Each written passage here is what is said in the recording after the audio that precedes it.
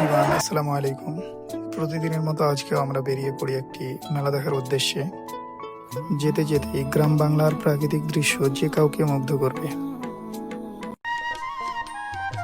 মেলায় আমরা চলে এসেছি। মেলাটির মূল আকর্ষণই হচ্ছে একটি খেলা। মেলাটি হয়ে থাকে মূলত পূজাকে কেন্দ্র করে। প্রতি বছর এই সময়টাতে এই মেলাটি হয়ে থাকে। মেলাটি গ্রামের মধ্যে হওয়ায় হিন্দু মুসলিম উভয় মেলাটি উদযাপন করে। এই মেলাকে কেন্দ্র করে গ্রাম বাংলার ঐতিহ্য ফুটে ওঠে এবং অনেক মানুষের সমাগম ঘটে। মনসা পূজা মূলত নাগপঞ্চমীর কাছাকাছি সময়ে হয়ে থাকে।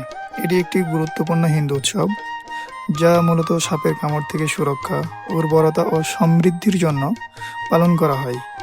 বাংলা ও পূর্ব ভারতে বিভিন্ন অঞ্চলে এই পূজাটি উদযাপিত হয়ে থাকে।